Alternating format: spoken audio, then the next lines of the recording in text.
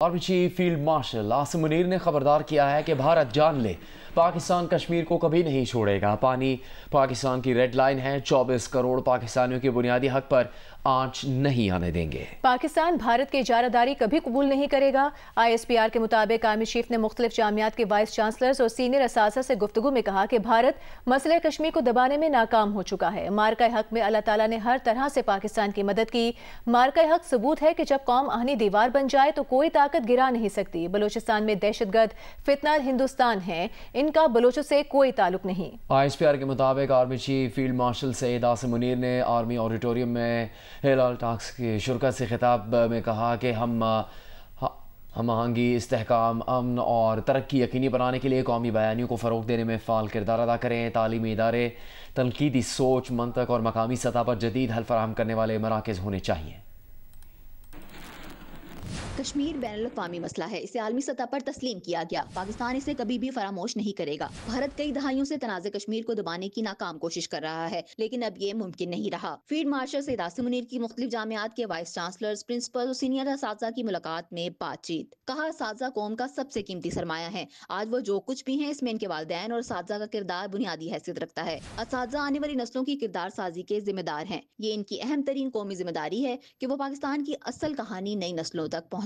Chief of army staff ने मार्का हक का हवाला देते हुए कहा कि ये इस बात का सबूत है कि जब पूरी कौम मुत्तहिद हो जाए तो दुनिया की कोई ताकत इसे शिकस्त नहीं दे सकती। अल्लाह ताला ने हर महाज पर पाकिस्तान की मदद की और ये कामयाबी सिर्फ इत्तेहाद, यकजहती और ईमान की बुनियाद पर मुमकिन हुई। दहशतगर्दों को भारत का अंदरूनी मसला करार देते हुए फील्ड मार्शल आसिम मुनीर ने कहा कि इसकी बुनियादी वजह अक़लियतों, खास तौर पर मुसलमानों पर बढ़ता हुआ जुल्म और तासुब है। इन्होंने कहा कि बलूचिस्तान में मौजूद दहशतगर्दों का ताल्लुक हिंदुस्तान से है और इनका बलोच अवाम से कोई वास्ता नहीं। आर्मी चीफ ने रियासती इदारों की खुद मुख्तारी और मजबूती पर जोर देते हुए कहा कि पाकिस्तान को एक ऐसी रियासत बनाना है जहां तमाम इदारे आइन और कानून के मुताबिक बगैर किसी सियासी, माली या जाती दबाव के अवाम के फलाह और बहबूद के लिए काम करें। मुलाकात के इख्तिताम पर सवाल जवाब के सेशन में शुरका ने अपने ख्यालात का इजहार करते हुए कहा कि ये जो महफूज धरती है, इसके पीछे वर्दी है। इन्होंने इस अज़म का इजहार किया कि हमें पाकिस्तान और अपनी मुसल्लह अफवाज पर फख्र है और हम इनके शाना बशाना खड़े रहेंगे। ज़रमीन ज़हरा, जियो न्यूज़, इस्लामाबाद। वज़ीर आज़म शहबाज शरीफ 2 रोज़ा दौरे पर ताजिकिस्तान पहुँच गए। दारुल हुकूमत दुशांबे आमद पर मेज़बान वज़ीर आज़म ने शहबाज शरीफ का इस्तकबाल किया।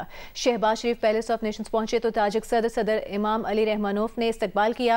अपने दौरे में शहबाज शरीफ पाक भारत कशीदगी के दौरान पाकिस्तान की हिमायत पर ताजिक सदर का शुक्रिया अदा करेंगे। वज़ीर आज़म शहबाज शरीफ की कसम मिल्लत आमद पर ताजिक सदर से 2 तरफ़ा मुज़ाकरात हुए। दोनों रहनुमाओं ने 2 तरफ़ा ताउन, इलाकाई और आलमी सूरत हाल और बाहमी मफाद के मामलात पर तबादला ख्याल किया।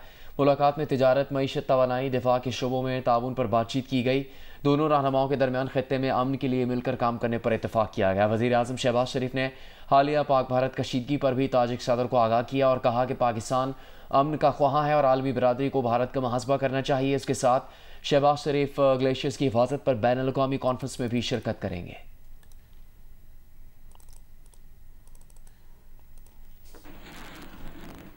वफाकी वज़ीर डॉक्टर मुसद्दिक मलिक ने कहा है कि भारत इसराइल के नक्शे कदम पर चल रहा है। इसने 2 राउंड करके अपना हशर देख लिया। अगर खिफत मिटाने के लिए जंग मुसल्लत की तो फिर मुंह की खानी पड़ेगी। प्रोग्राम कैपिटल टॉक में गुफ्तगू करते हुए PTI के डॉक्टर निसार जट ने कहा कि नरेंद्र मोदी को हर महाज पर शिकस्त होगी। ये कहना कि हम कोई सबूत नहीं फराहम करेंगे, अब वक्त आ गया है कि अगर हमें शक भी पड़ जाए तो हम हमला कर देंगे, ये तो वही बात है जो इजराइल ने की। यही काम किया इजराइल ने फ़लस्तीन के साथ, तो आपका ख्याल था कि आप वही काम हमारे साथ कर देंगे? ये याद रखना, 2 राउंड किए तुमने। We were a faster gun. अगर किसी को किसी पे शक पड़े तो वो सबूत फराहम करे किसी न्यूट्रल फोरम पे, फिर उसके बाद बात होगी। लेकिन अगर तुम ये समझते हो कि यूर अ फास्टर गन, तो my friend bring it on. दहशतगर्द तो मोदी को मैं कह सकता हूँ, तो वो भी नहीं कह सकता। ये आपने सही कहा। हम तमाम इंडियंस को दहशतगर्द नहीं कह रहे, हम तमाम हिंदुओं को दहशतगर्द नहीं कह रहे, हम सिर्फ RSS और BJP वालों को दहशतगर्द नहीं, मैं हम मोदी और मोदी के माइंडसेट को दहशतगर्द बिल्कुल ठीक है। गवादर को पानी की फराहमी पर अरबों रुपए खर्च हो गए। अगर ये रकम ईमानदारी से खर्च होती तो इतने पैसों में तो पानी सिंगापुर से मंगवाया जा सकता था। बलूचिस्तान असेंबली की पब्लिक अकाउंट्स कमेटी में रुकन मौलाना हिदायतुर रहमान का बयान। चेयरमैन कमेटी ने कहा कि मंगी डैम जैसे बड़े मंसूबे के बावजूद आवाम को एक गिलास साफ पानी दस्तयाब नहीं। डायरेक्टर जनरल ऑडिट बलूचिस्तान ने कमेटी को बताया कि मंगी डैम 7 अरब रुपए से शुरू हुआ, आज लागत 18 अरब रुपए से तजावुज़ कर चुकी है, लेकिन मंसूबा मुकम्मल होने का नाम नहीं ले रहा। پبلک اکاؤنٹس کمیٹی نے محکمہ PHE گوادر اور منگی ڈیم منصوبے میں بدعنوانی پر برہمی کا اظہار کرتے ہوئے سخت اقدامات کی ہدایت کی ہے۔ اجلاس میں انکشاف ہوا کہ گوادر کو پانی مہیا کرنے کے لیے 14 لاکھ لیٹر ڈیزل استعمال ہوا۔ یہ ڈیزل کہاں اور کیسے ذخیرہ کیا گیا، اس کا کوئی حساب کتاب نہیں۔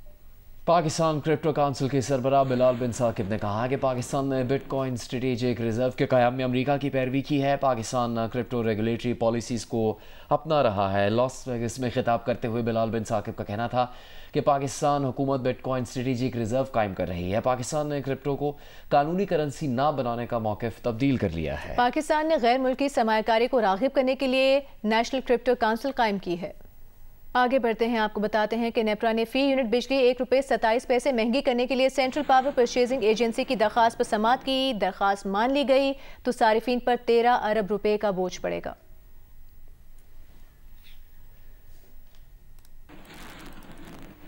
سندھ ہائی کورٹ نے کراچی میں غیر اعلانیہ لوڈ شیڈنگ پر برہمی کا اظہار کیا ہے اور کے الیکٹرک سے تفصیلی رپورٹ طلب کر لی ہے۔ ایک شہری نے اپنی درخواست میں موقف اختیار کیا کہ بل وقت پر دیتے ہیں، علاقے میں کوئی نادہندہ نہیں، پھر بھی لوڈ شیڈنگ کی جا رہی ہے۔ جسٹس آغا فیصل نے کے الیکٹرک سے کہا کہ جو بھی کرنا ہے کریں، مگر غیر اعلانیہ لوڈ شیڈنگ پر رپورٹ دیں۔ ادھر نیپرا نے کراچی میں گھنٹوں طویل بجلی کی لوڈ شیڈنگ پر کے الیکٹرک کو خط لکھا ہے۔ خط میں لکھا کہ کے الیکٹرک کی کارکردگی مسلسل گراوٹ کا شکار ہے۔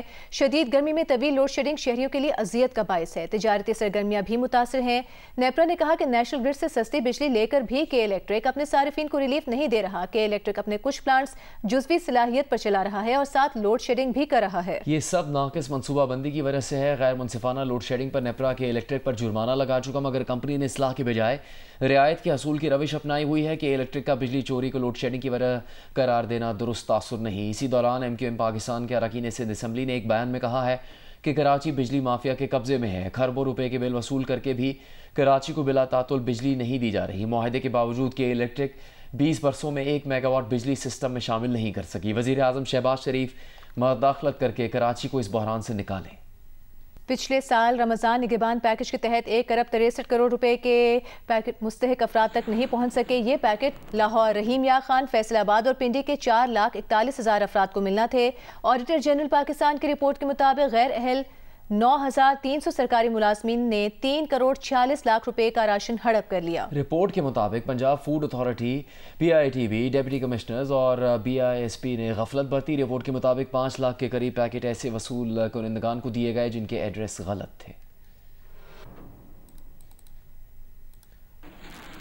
آج بانی PTI سے ملاقات کرنے والے advocate supreme court Faisal Chaudhry نے کہا ہے کہ یہ بات تو ماننا پڑے گی کہ اس وقت اسٹیبلشمنٹ یا حکومت کی کوئی مجبوری نہیں ہے کہ وہ بانی PTI سے بات کرے، اور اگر وہ بات کریں بھی تو وہ اپنی شرائط پر کریں گے۔ پاک فوج کی بھارت کے خلاف جیت کے بعد انتشار کی کیفیت ختم ہو چکی ہے۔ عالیہ حمزہ نے PTI کو پنجاب میں متحرک کیا ہے۔ انہیں سیاسی کمیٹی میں جس نے شامل نہیں کیا اس نے پارٹی کی خدمت نہیں کی۔ عالیہ حمزہ کو شامل نہ کرنے پر بانی PTI نے کہا کہ یہ ایسا ہی ہے جیسے کپتان ٹیم میں شامل نہ ہو۔ فیصل چودھری کا تفصیلی انٹرویو دیکھیے پروگرام آج شاہزیب خانزادہ کے ساتھ میں 10 بجے صرف جیو نیوز پر۔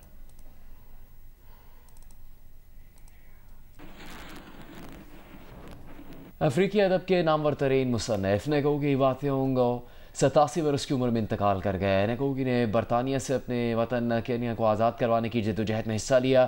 کینیا کی آزادی کے بعد بھی انسانی حقوق کی جدوجہد میں قید و بند کی صعوبتیں برداشت کی، انگریزی میں لکھ کر شہرت حاصل کی، مگر پھر انگریزی کو کلونیل زبان قرار دے کر اپنی قبائلی زبان میں لکھنا شروع کر دیا۔ عمر کا بڑا حصہ جلا وطنی میں گزارنا پڑا۔ نگوگی کے ناول اور مضامین تیسری دنیا کے مصنفین اور قارئین کے لیے ایک مثال ہیں۔